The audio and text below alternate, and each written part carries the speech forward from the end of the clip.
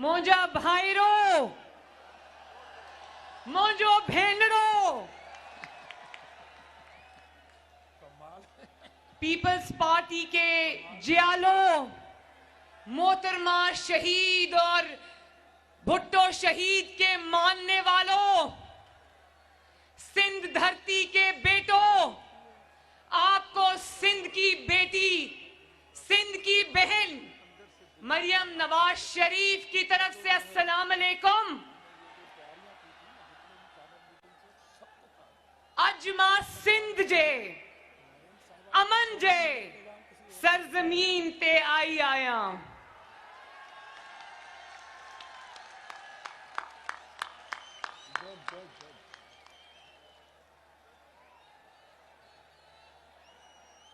लाड़काना वालों, आज आपकी बहन मरियम नवाज शरीफ आपके लिए मोहम्मद नवाज शरीफ और मोहम्मद शहबाज शरीफ का मोहब्बत भरा सलाम लेकर आई है।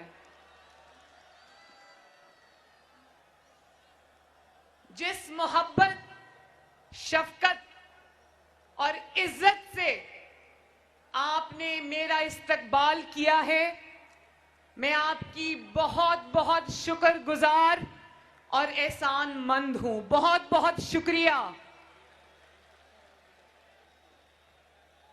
और मैं खसूसी तौर पर जनाब आसिफ अली जरदारी साहब का, बिलावल भुट्टो मेरा छोटा भाई उसका, अपनी बहनों आसिफा का, बख्तावर का और अदी फरियाल का बहुत बहुत शुक्रिया अदा करती हूं कि उन्होंने बहुत अपनायत से, अकीदत से, मोहब्बत से मेरा इस्तकबाल किया। कल जब मैं, बहुत लंबा सफर था लाहौर से, उसके बाद यहां सखर में मुस्लिम लीग नून का वर्कर्स कन्वेंशन था, तो मैं बहुत लेट पहुंची। लेकिन जब मैं रात के 1:30 बजे नोडेरो हाउस पहुंची तो मैंने देखा कि रात के 1:30 बजे सर्दी में मेरा भाई बिलावल भुट्टो जरदारी, आसिफा भुट्टो और अदी फरियाल मुझे लेने के लिए दरवाजे के बाहर खड़े थे। बिलावल, आपका बहुत बहुत शुक्रिया। और अगर जरदारी साहब मुझे सुन रहे हैं तो जरदारी साहब का भी बहुत बहुत शुक्रिया।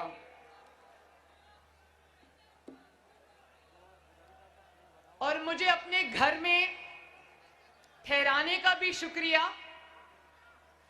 मुझे अब एक बात याद आ रही है कि जब बिलावल भुट्टो ने पिछली दफा मुझे कराची में कारसाज के जलसे में बुलाया था, तो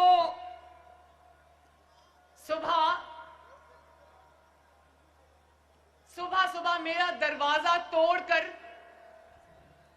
मेरे कमरे पर हमला कर बिलावल भुट्टो जरदारी के मेहमानों को उठाकर ले गए। तो मेरा ख्याल है इस दफा बिलावल भुट्टो जरदारी साहब ने ये सोचा होगा कि मैं मरियम को अपने घर पे रखता हूं ताकि मैं आज मरियम के दरवाजे पे कोई हमला ना कर सके।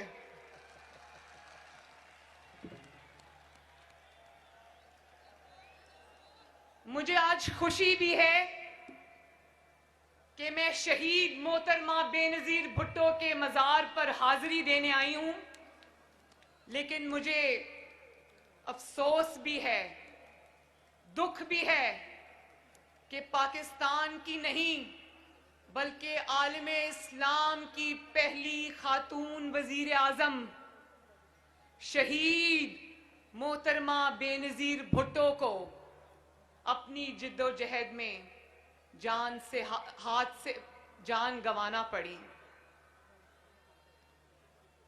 मैं दुआ करती हूं अल्लाह ताला से कि अल्लाह ताला भुट्टो साहब के, बेनजीर भुट्टो के दरजात को बुलंद करे और अल्लाह ताला जन्नतुल फिरदौस में उनको आला मकाम अता फरमाए।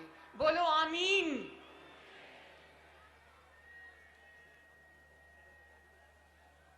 मैंने सुना था कि सिंधियों के दिल भी बड़े होते हैं और सिंधियों के दस्तरखान भी बड़े होते हैं।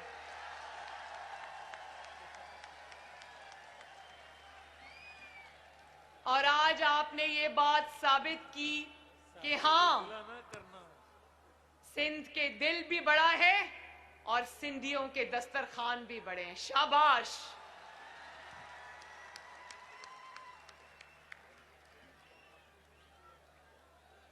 लाड़काना वालों, बीबी शहीद की मौत का जख्म सिर्फ आपके दिलों पर नहीं लगा। बीबी शहीद की मौत का दुख सिर्फ पीपल्स पार्टी को नहीं है, शहीद बीबी की मौत का जख्म हमारे दिल पर भी लगा है।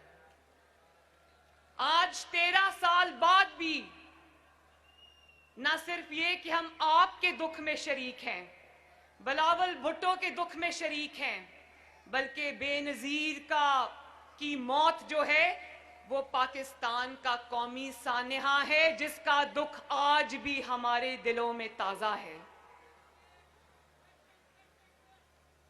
और मैं भुट्टो शहीद और बेनजीर भुट्टो शहीद को खराजे तहसीन पेश करना चाहती हूं एक शेर के जरिए। और वो शेर है जो मुझे कभी अड्याला जेल में जब फेंका तो मुझे वो शेर याद आता था। जिस धड़ से कोई मक्तल में गया वो शान सलामत रहती है। जिस धड़ से जो मक्तल में गया वो शान सलामत रहती है। ये जान तो आनी जानी है, इस जान की कोई बात नहीं। भुट्टो के कातिल और बेनजीर भुट्टो के कातिलों का आज कोई नाम लेवा भी नहीं है, लेकिन उनको चाहने वाले यहां हजारों लाखों की तादाद में आज भी मौजूद हैं और मौजूद रहेंगे इंशाअल्लाह। मुझे आज वो दिन याद आ रहा है जब टीवी पर ये खबर आई, दिल दहला देने वाली खबर आई कि मोहतरमा पर जानलेवा हमला किया गया है। तो मेरे वालिद नवाज शरीफ क्योंकि उस वक्त पिंडी में मौजूद थे, तो वो सीधा सबसे पहले अस्पताल पहुंचे और वो शायद उन चंद पहले लोगों में से थे जिनको डॉक्टर्स ने मोहतरमा के शहीद हो जाने की खबर दी। तो ये खबर सुनकर न सिर्फ उनकी आंखों से आंसू जारी हो गए, जिसको कैमरा ने हमेशा के लिए अपने अंदर कैद कर लिया, बल्कि वो बाहर आए और पीपल्स पार्टी के जियालों को उन्होंने सीने से लगाया और उनके दुख को उनके साथ उसी वक्त बांटा।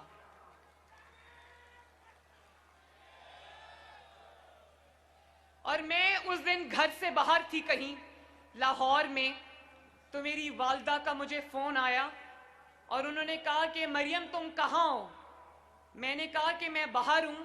तो उन्होंने कहा घर वापस आ जाओ, बहुत बड़ा हादसा हो गया है, बेनजीर भुट्टो की शहादत हो गई है।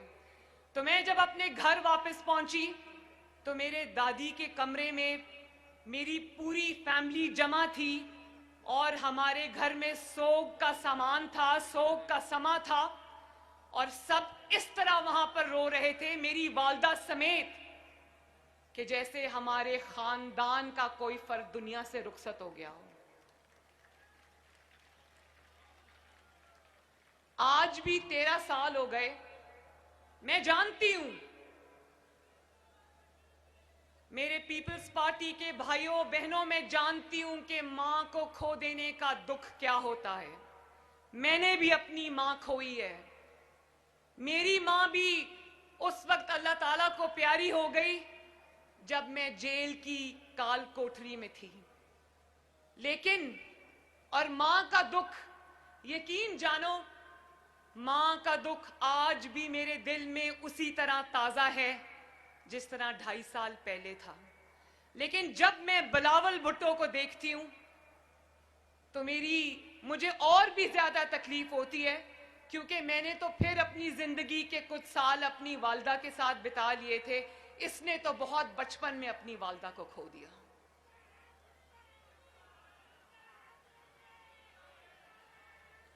और मैं एक और सियासी निस्बत के अलावा बेनजीर भुट्टो शहीद से मेरी एक और निस्बत है। आज मैं जियालों से अपने दिल की बातें कर रही हूं। ये बातें मैंने कभी किसी से नहीं की, लेकिन मैं पीपल्स पार्टी के जियालों से आज ये बातें करूंगी इंशाल्लाह। और वो ये है कि बेनजीर भुट्टो से मेरी सियासी निस्बत तो है, वो पाकिस्तान की पहली खातून वजीर आजम थी। हर खातून का, हर औरत का, हर बेटी का फख्र थी। लेकिन मेरी उनसे निस्बत बाप बेटी की लाजवाल मोहब्बत की भी है। वो बेटी बेनजीर भुट्टो शहीद अपने बाप का मुकदमा लड़ते लड़ते उसके कदमों में जाकर सो गई। और इसी तरह मेरा भी दिल करता है कि मैं अपने बाप के नजरिए के लिए, जो पाकिस्तान को मुत्तहिद रखने का नजरिया है, जो पाकिस्तान के अवाम के वोट को इज्जत देने का नजरिया है, अगर मुझे अपने बाप से इतनी मोहब्बत है, उसके नजरिए से इतनी मोहब्बत है, अपने मुल्क से इतनी मोहब्बत है कि उसके लिए मुझे अपनी जान का नजराना भी देना पड़ा, तो मेरी नजर में वो एक बहुत हकीर नजराना होगा।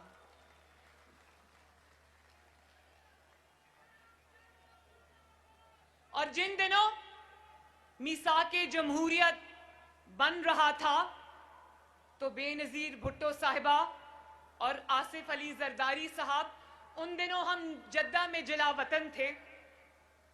तो मेरी पहली मुलाकात थी बेनजीर भुट्टो शहीद से। जियालो उस दिन 3 घंटे मोहतरमा मेरे साथ बैठी रही। हमने खाना भी इकट्ठे खाया, चाय भी इकट्ठे पी और बहुत सारी बातें हमने इकट्ठे की।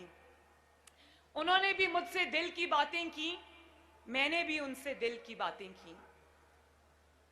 और फिर मीसाके जमहूरियत, जिसको अंग्रेजी में चार्टर ऑफ डेमोक्रेसी कहते हैं, वो वजूद में आया।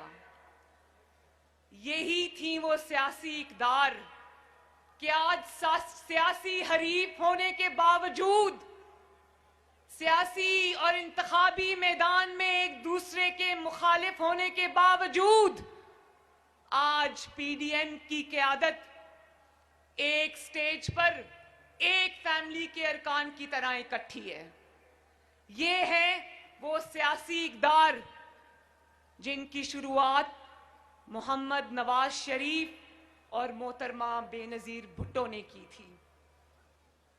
ये सिर्फ एक मिसाक नहीं था, ये सिर्फ कागज के चंद टुकड़े नहीं थे जियालो, ये पाकिस्तान की सियासी तारीख और पाकिस्तान की सियासी रास्ते का रुख मोड़ने वाला फैसला था, जिसको इंशाअल्लाह ताला मैं, बिलावल और पाकिस्तान की तमाम सियासी क़यादत इंशाअल्लाह ताला न सिर्फ लेकर चलेंगे बल्कि आगे भी बढ़ाएंगे। सियासतदानों से, सियासी जमातों से माजी में जो गलतियां हुई और उन गलतियों का फायदा जमहूरियत शिकन कुव्वतों ने उठाया, तो उनका अजाला भी फिर वो सियासतदान सब सर जोड़कर बैठे और उन्होंने सोचा कि ये साजिशें अब नहीं चलेंगी। उन्होंने उन्हीं गलतियों का जो हमसे हुई थी, सियासतदानों से हुई थी, सियासतदानों ने खुद उन गलतियों का अजाला भी किया और जो एक दूसरे के खिलाफ साजिशें की जाती रही थी, उसको उन्होंने कहा कि अब ये हम नहीं करेंगे। और उसी का समर आज पाकिस्तान को मिला। पहली बार ये हुआ कि जमहूरी हुकूमतें, आपके वोट से आने वाली हुकूमतें अपनी मुद्दतें पूरी करने लगी। मुझे अच्छी तरह याद है कि जब 2008 में पीपल्स पार्टी की हुकूमत बनी तो बहुत सारे लोगों को ये था कि वो हुकूमत गिराई जाए। तो मोहम्मद नवाज शरीफ ने कहा नहीं, अपनी पार्टी में भी उस राय को कुचला और कहा कि नहीं, ये हुकूमत अपने 5 साल पूरे करेगी और अवाम और हुकूमतों में लाना और ले जाना सियासी जमातों का नहीं, अवाम का काम है।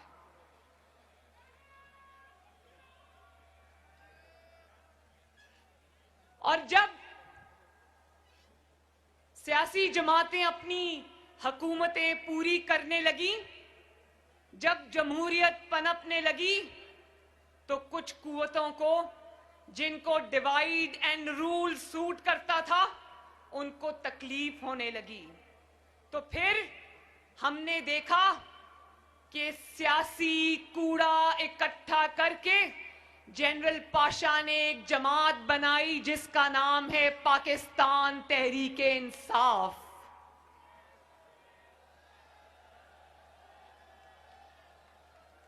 और फिर उस जमात को आपकी मुंतखब हुकूमत के खिलाफ धरनों और साजिशों में इस्तेमाल किया गया।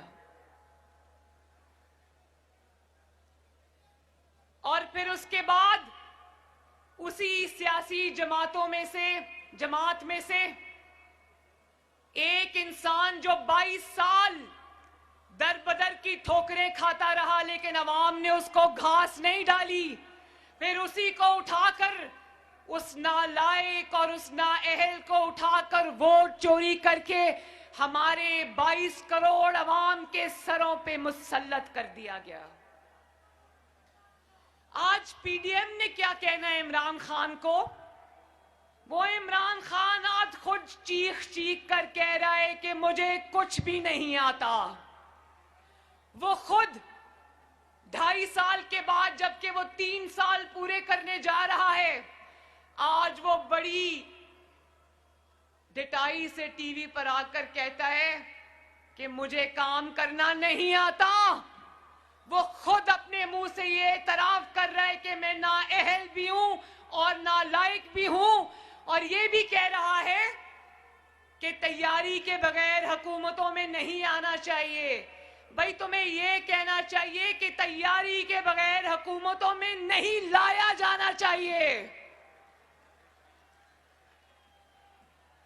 और जब उसकी नालायकी और नाअहली की वजह से जो महंगाई हो रही है और उस महंगाई की वजह से लोग खुदकुशियां कर रहे हैं, तो वो कमाल डिटाई से खड़ा होके कहता है खुदकुशियां हो रही हैं तो मैं क्या कर सकता हूं, मेरे पास कोई जादू का बटन नहीं है। लाड़काना वालों, नौडेरो वालों, ये मुल्क अब इस तरह नहीं चलेगा। बोलो चलेगा? ये मुल्क अब इस तरह नहीं चलेगा। कोई मुल्क तोड़े तो भी मासूम, कोई आईन तोड़े तो भी मासूम, कोई सियाचिन गवा दे तो भी मासूम, कोई कश्मीर का मुकदमा हार बैठे तो भी मासूम,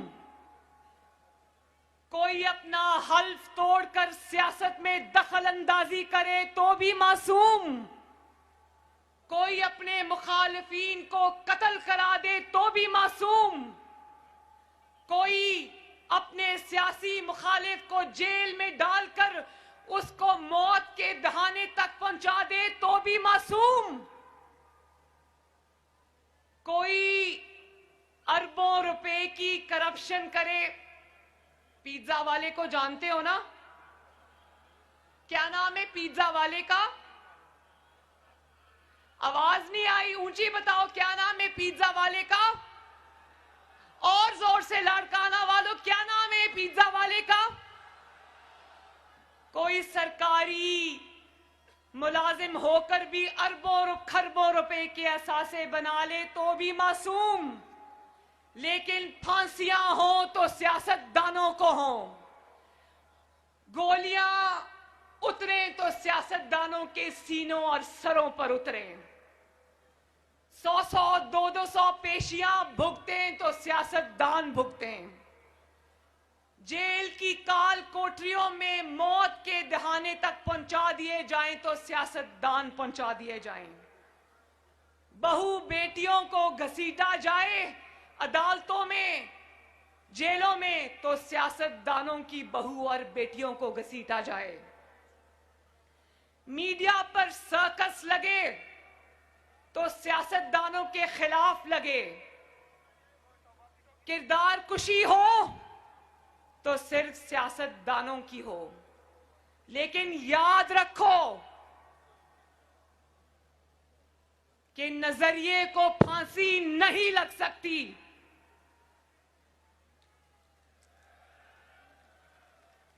नजरिए को जलावतनी नहीं हो सकती, और ये इन्हीं नजरियात का फैज है कि आज तुम्हारा नाम लेवा भी कोई नहीं है, लेकिन पाकिस्तान के कोने कोने में नवाज शरीफ और बेनजीर भुट्टो के नाम लेवा हैं।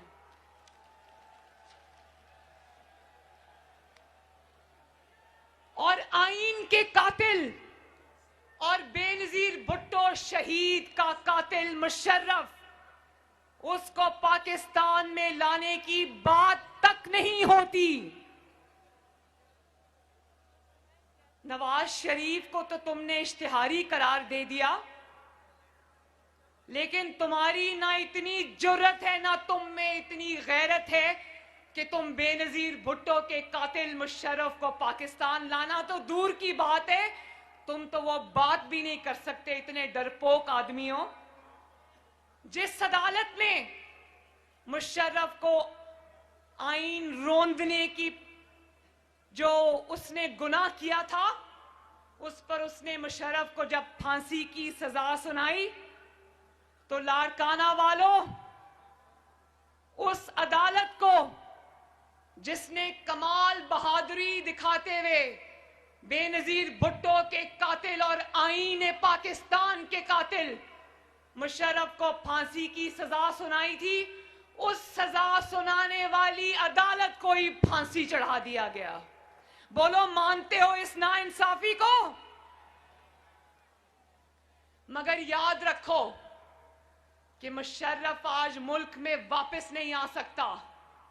मुशर्रफ के लिए पाकिस्तान की सरजमीन के दरवाजे बंद हैं और बंद रहेंगे इंशाअल्लाह ताला, लेकिन आईन रोंदने के जुर्म में मुशर्रफ को फांसी देने वाला वो बहादुर जज जस्टिस वकार सेठ, जो अब अल्लाह ताला के पास जा चुके हैं, उसके आईन को सर बुलंद रखने के जुर्रतमंदाना फैसले को पाकिस्तान की अवाम न सिर्फ याद रखेगी बल्कि जिंदा रखेगी इंशाअल्लाह।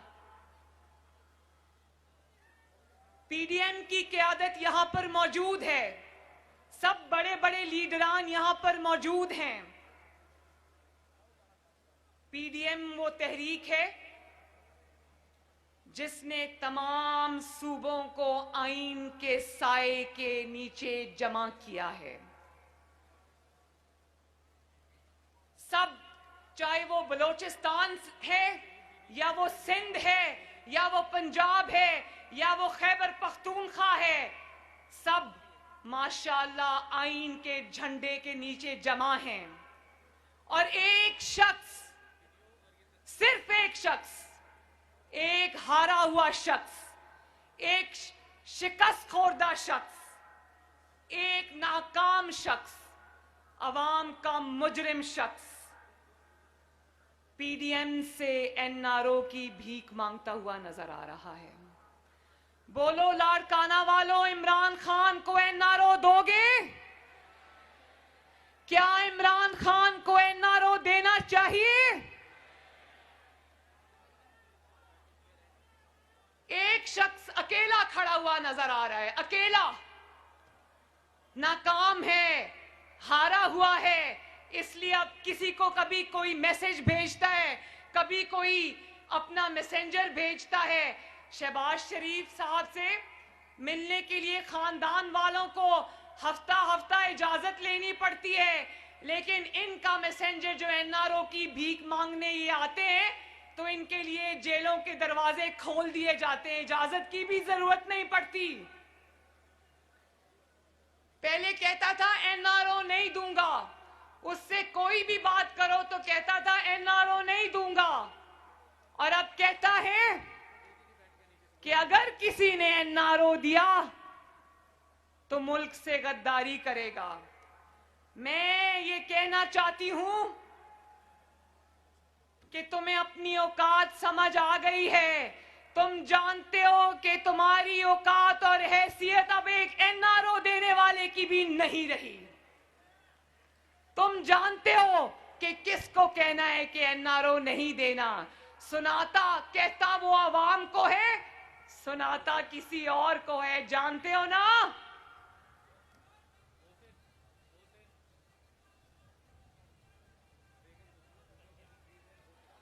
इस महंगाई को घर भेजने के लिए इमरान खान को घर भेजना बहुत जरूरी है, ये सुन लो।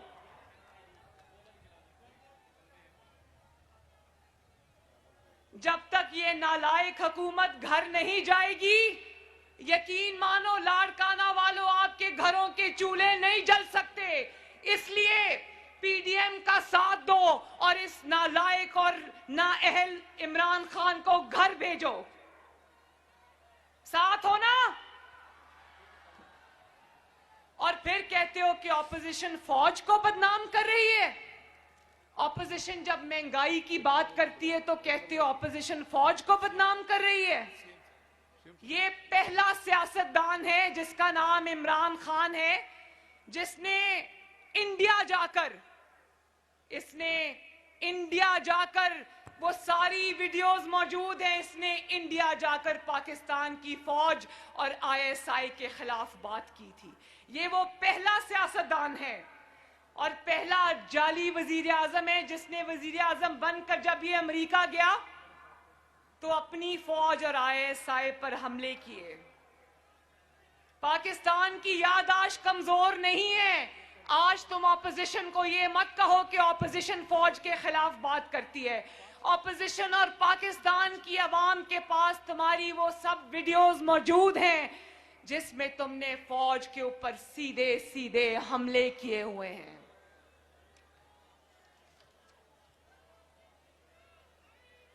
और एक पेज की रट लगाकर जितना तुमने फौज को बदनाम किया, शायद ही पाकिस्तान की तारीख में किसी ने किया हो। और जब रोटी, अभी किसी ने महंगाई की बात की थी ना, जब रोटी 30 रुपए की हो जाती है तो ये अपनी नालायकी छुपाने के लिए कहता है फौज मेरे पीछे खड़ी है। जब आटा 90 रुपए किलो हो जाता है तो ये अपनी नालायकी छुपाने के लिए कहता है फौज मेरे पीछे खड़ी है। जब चीनी 120 रुपए किलो हो जाती है तो ये अपनी करप्शन छुपाने के लिए कहता है फौज मेरे पीछे खड़ी है। जब एलएनजी पर ये 122 अरब का डाका डालता है, एलएनजी को टाइम पर सस्ती एलएनजी नहीं मंगवाता, और आपको जब महंगी एलएनजी मिलती है, आपके घरों में जब गैस की शॉर्टेज होती है और चूल्हे नहीं जलते, और जब अवाम का ये महंगाई से कचूमर निकालता है तो कहता है फौज मेरे पीछे खड़ी है। तुम ज्यादा सियाने बनने की कोशिश ना करो। फौज की पर तनकीद तब होती है जब तुम्हारी नालायकी का बोझ फौज को उठाना पड़ता है। फौज पर तनकीद तब होती है जब तुम अपने सियासी मुखालिफिन को जेल में बंद कराने और उनसे सियासी इंतकाम लेने के लिए, सियासी इंतकाम लेने के लिए तुम फौज को सियासत में घसीटते हो। फौज पर तनकीद तब होती है जब तुम्हारी नाअहली की वजह से कश्मीर मोदी की झोली में जा गिरता है।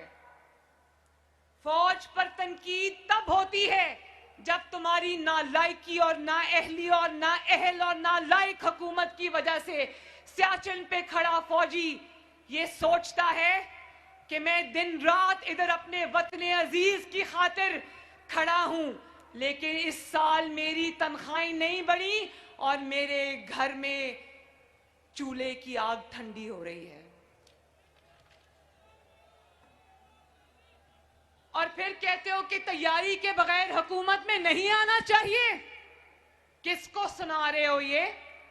क्योंकि अवाम तो तुम्हें लेकर नहीं आई, तुम्हें जो लाए हैं उनको पीछे हटना पड़ेगा अब इंशाअल्लाह। दवाई भी महंगी हो गई है ना। ये सुनो, खुदा के वास्ते बेरहम आदमी इमरान खान, ये सुनो कि अवाम किस तरह बिल बला रहे हैं। मुझे पता है कि जो दवाई आज से 3 साल पहले 200 रुपए की थी, अब 500 रुपए की है, 600 रुपए की है। मैं जानती हूं।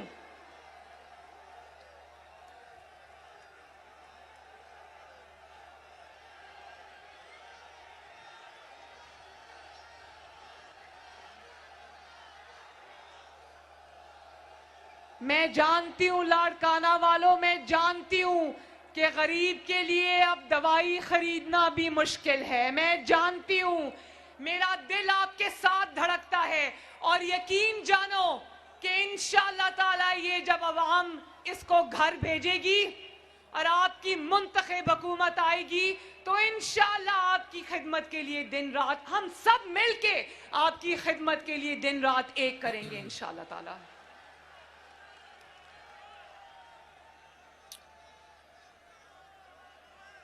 और कहते हैं कि ये फौज को कहते हैं कि मेरी हुकूमत का तख्ता उल्टो। नहीं, हम फौज को नहीं कहते कि इसकी हुकूमत का तख्ता उल्टो। हम सिर्फ सेलेक्टर्स को कहते हैं कि इससे पीछे हट जाओ, और जब तुम इससे पीछे हट जाओगे तो फिर पाकिस्तान की आवाम जाने, हम जाने और इमरान खान जाने। क्या अवाम का रोजगार छिनता रहे इसलिए कि तुम्हारी ताबेदारी चलती रहे? बोलो मंजूर है? क्या तरक्की रुकी रहे इसलिए कि तुम्हारी ताबेदारी चलती रहे? बोलो मंजूर है?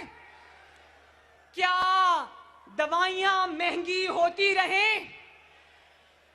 इसलिए कि तुम्हारी ताबेदारी चलती रहे? बोलो लाड़काना वालों, मंजूर है? क्या गरीब का चूल्हा बंद रहे इसलिए कि तुम्हारी ताबेदारी चलती रहे? बोलो लाड़काना वालों, नहीं नहीं नहीं।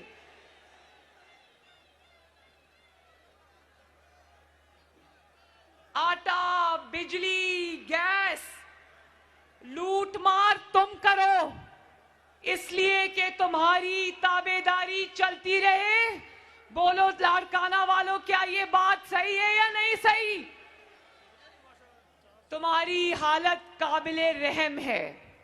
देखो, एक मजे की बात बताती हूं, तुम्हारी हालत काबिले रहम है। मर्दान के रैली के अंदर बिलावल भुट्टो नहीं आ सका तो उस दिन इसकी जो ज़हनी हालत है इमरान खान की, इतना कमजोर है ये आदमी कि ये दूरबीन लगाकर पीडीएम के जलसे देखता है और स्टेज पे दूरबीन लगा के देखता है कि कौन सा लीडर बैठा है, कौन सा नहीं बैठा। और अगर मर्दान के जलसे में बिलावल भुट्टो जरदारी नहीं आ सकता तो ये रात को खुशी से उछलता है कि हा बिलावल भुट्टो जरदारी नहीं आया, पीडीएम में लड़ाई हो गई है। और आज ये कहेगा कि मौलाना फजलुर रहमान नहीं आ सके, आहा पीडीएम में लड़ाई हो गई है।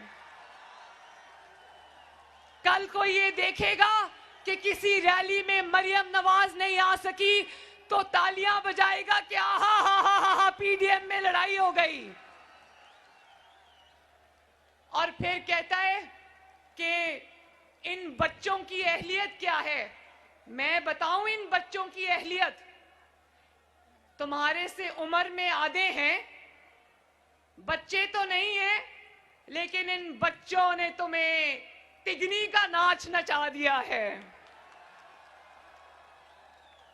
इन बच्चों ने तुम्हारी रातों की नींदें हराम कर दी हैं। और एक और बात, इसलिए कि ये बच्चे आज तारीख की सही सिमत में खड़े हैं और तुम अकेले इसलिए हो।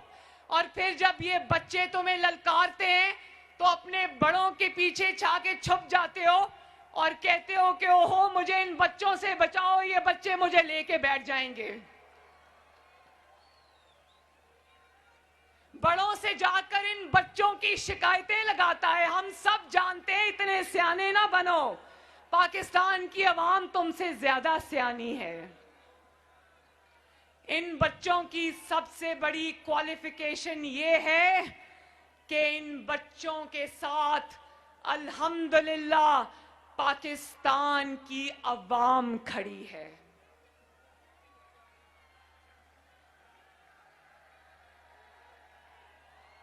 तो आखिर में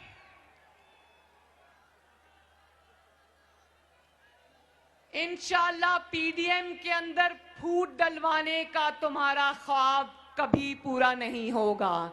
ये ख्वाब तुम दिल में लिए इंशाअल्लाह ताला हुकूमत से रुखसत हो जाओगे। कान खोल कर सुन लो, तुम्हारी जंग पीडीएम से नहीं है, तुम्हारी जंग इन 22 करोड़ अवाम से है जिनके ऊपर तुम बिजली और कहर बन के टूटे हो। और ये जंग इंशाअल्लाह ताला पाकिस्तान के अवाम जीत चुके हैं। ये जंग मैं आज ऐलान करती हूं कि ये जंग ताबेदार खान, ये जंग तुम हार चुके हो। आखिर में एक दफा फिर चलो एक बात लाड़काना वालों मुझे बता दो कि अगर बिलावल भुट्टो जरदारी साहब और पीडीएम आपको इस्लामाबाद आने की कॉल देगी तो आओगे? और जोर से आओगे? मेरी जो माएं, बहनें, बेटियां, सिंध धरती की बेटियां यहां पर खड़ी हैं, मैं उनको मोहब्बत भरा सलाम अर्ज करती हूं। मैं एक दफा फिर पाकिस्तान पीपल्स पार्टी का, लाड़काना के अवाम का और सिंध की धरती के गयूर लोगों का तहे दिल से शुक्रिया अदा करती हूं। सिंध धरती जिंदाबाद, पीडीएम जिंदाबाद, लाड़काना के अवाम जिंदाबाद, जमहूरियत के मतवाले जिंदाबाद, पाकिस्तान पाइंदाबाद। बहुत बहुत शुक्रिया।